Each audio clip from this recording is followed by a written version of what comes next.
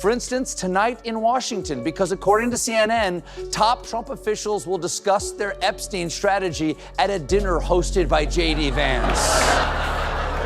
Now look, many things are shocking about that headline. First of all, this Epstein crisis has made Trump officials so desperate, they're willing to hang out with JD Vance. JD Vance stepped into politics portraying himself as a hillbilly prophet and champion of the working class. Once seen as a blunt outsider with a best-selling memoir, he quickly turned into a politician chasing attention so hard he makes a used. Car salesmen look respectable. Stephen Colbert didn't even need fresh jokes to roast him. He just reached for the old, dull ones and still sliced Vance to pieces. So what happened? Apparently, JD Vance wanted to go boating for his birthday, so his team requested that the Army Corps of Engineers temporarily increase the outflow from a nearby lake to the river in what's called a special release. Well, of course, on your birthday, who doesn't want a special release? Officially, this river manipulation was out of the ordinary. Normally, the Army Corps of Engineers only does this when they're training emergency responders. Vance built his image by claiming he spoke for the forgotten working class. He was the kid from Appalachia who rose from poverty to Yale Law School and turned that journey into Hillbilly Elegy, a book the media treated like gospel during the Trump years. For a while, he was framed as the translator of rural struggle, the guy who could explain middle America to liberal elites in Brooklyn who couldn't even find Kentucky on a map. But somewhere between the book tour and his Senate run, the flannel shirt got swapped for a MAGA cap. That's when Colbert closed in, because nothing entertains him more than watching a sellout with an oversized ego pretend he hasn't completely ditched who he once was. Hey guys, come on in, have a seat. No, not on the couch, she's not in the mood. In addition to Vance, CNN says the dinner was to be attended by White House Chief of Staff Susie Wiles, Attorney General Pam Bondi, Deputy Attorney General Todd Blanche, and FBI Director Kash Patel,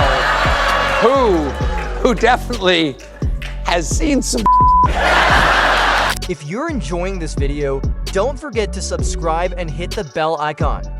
The takedown wasn't hard. Vance's contradictions shine on their own.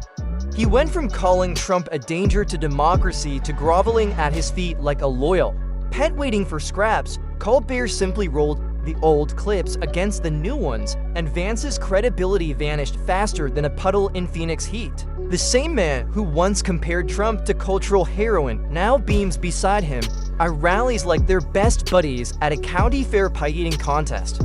Colbert didn't need clever jokes, he just showed the evidence and let the audience laugh him out of the room. According to this bombshell, folks, Vice President JD Vance is into boy bands, including the Backstreet Boys' I Want It That Way, which is appropriate because every time I see him, I think, tell me why?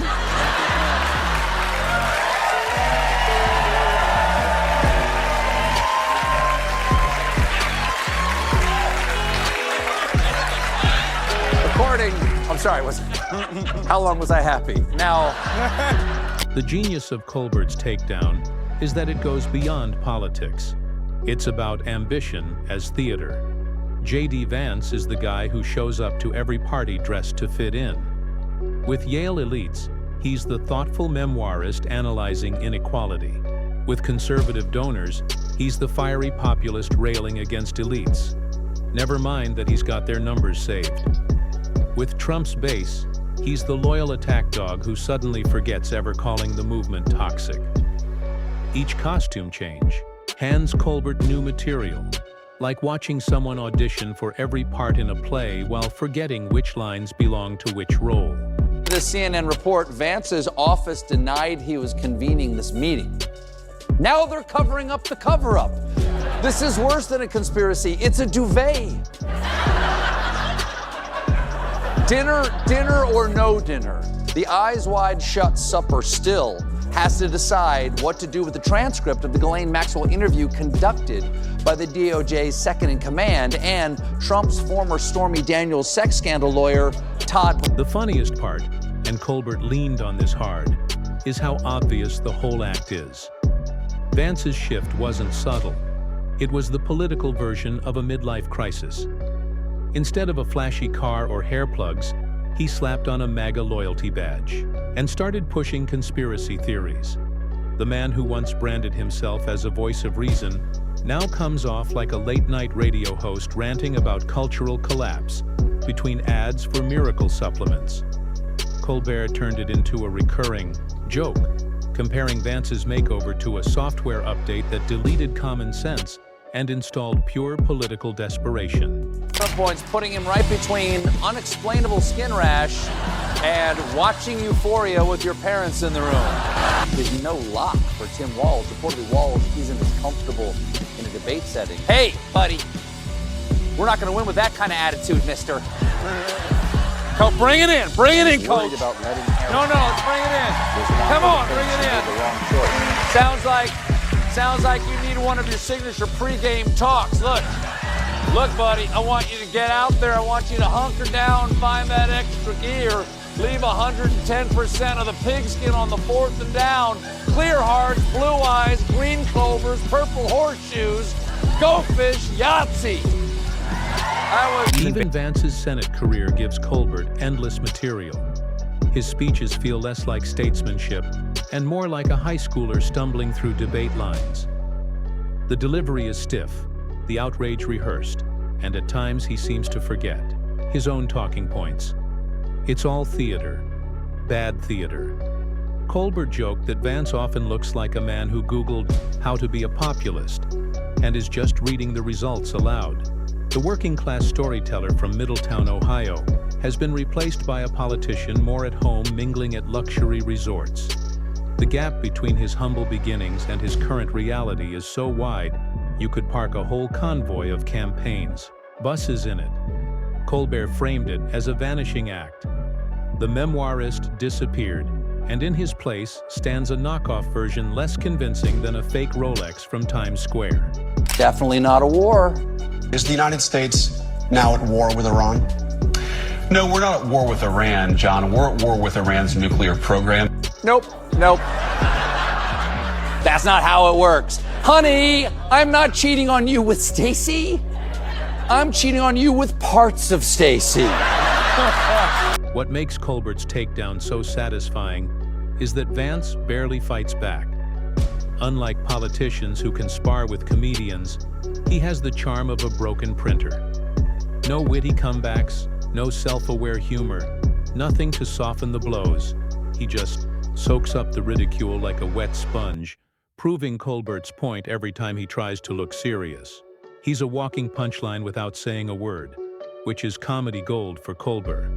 But Colbert also highlighted the sad part: wasted potential. Vance once had a powerful story that connected across political divides. Instead of building on that authenticity, he traded it for cheap relevance. It's like selling a winning lottery ticket for half its value just to buy beer and scratch-offs. Colbert framed him as a warning. Ambition without principle doesn't make a leader. It just creates another opportunist scrambling for a spot in the political circus.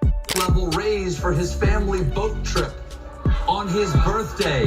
This is such an insane, spoiled baby emperor move that I have no choice but to break out my new character, Widow Points Vance.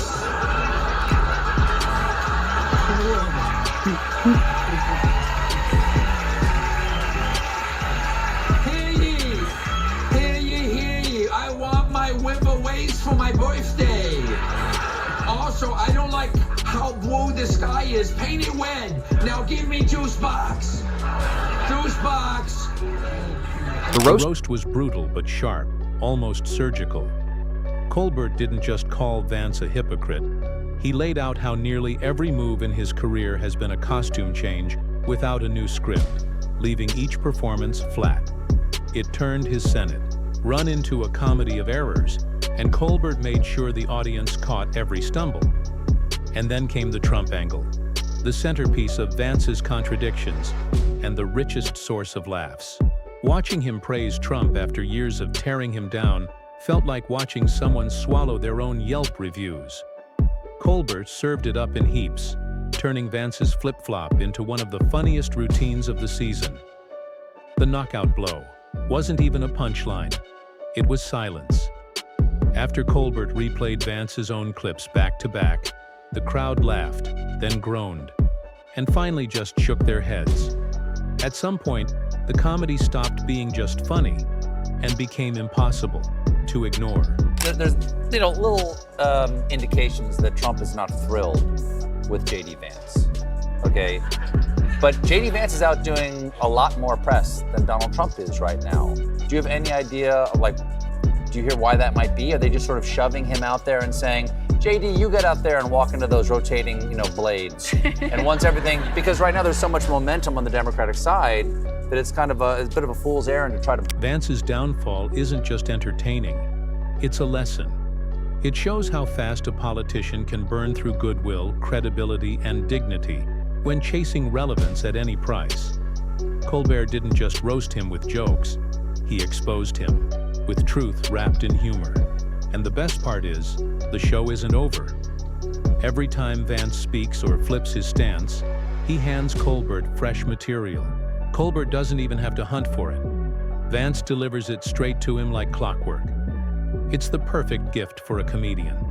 A politician so deep in hypocrisy he keeps pretending no one sees it. Colbert may have struck the first match, but Vance is the bonfire, and he can't put himself out. Which means the laughter and the lessons will keep rolling as long as Vance clings to a role he was never built to play. Apple! Kill him! Kill him! Now,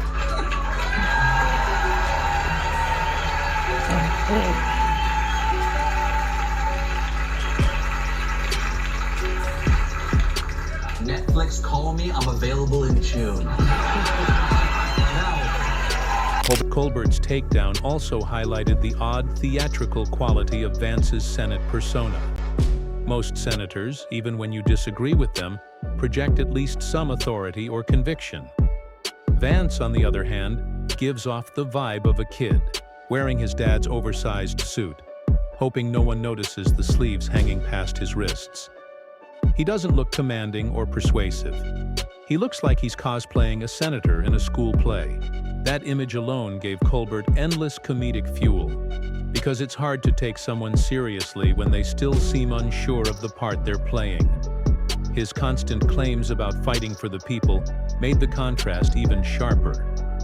Colbert called out the irony of a Yale law graduate backed by Silicon Valley venture capital, pretending to be the coal miner's best friend.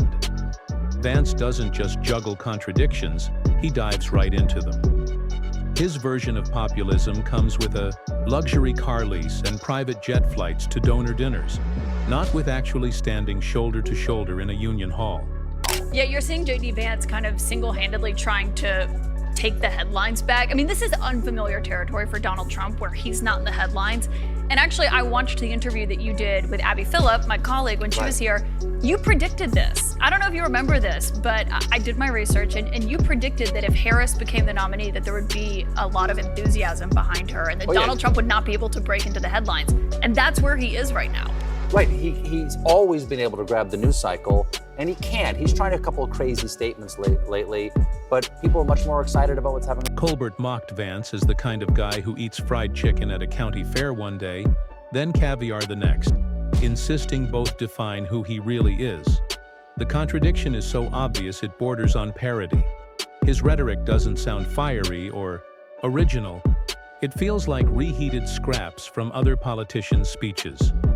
Colbert joked that Vance's talking points seem recycled, like he's reading off note cards borrowed from the last failed populist. His outrage feels borrowed, his patriotism scripted, and whatever authenticity he once had was left behind with his publisher. Colbert didn't even need fresh material. Vance provides it himself by coming off like a bad cover band of every populist before him. Worse still, he fails to earn trust from either camp. To liberals, he's an opportunist who cashed in his credibility. And to conservatives, he's the guy who once trashed their leader before crawling back for approval. In the end, nobody fully believes him. I just want to say, I just want to say, look, I know that Trump's followers get a lot of grief from people going, no, you don't believe in anything. It's a cult of personality, blah, blah, blah, meow, meow, meow. But I want to be fair here, okay?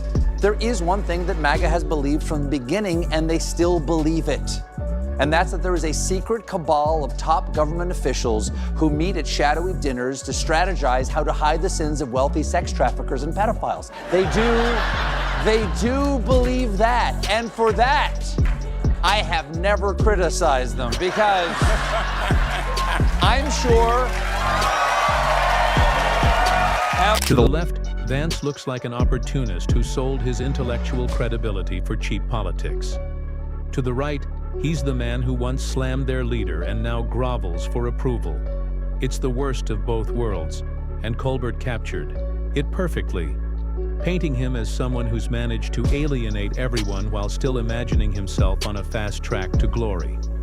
It's like watching someone try to build a bridge that collapses no matter which side they start from. Colbert also underscored how much Vance's personal brand has shrunk since his memoir days. What was once seen as a powerful, authentic voice has become a career downgrade that only comedy can fully expose. Colbert framed it as the ultimate punchline. A man who once claimed to speak for the nation now clings to relevance by shouting the same tired slogans as everyone else, only with less conviction.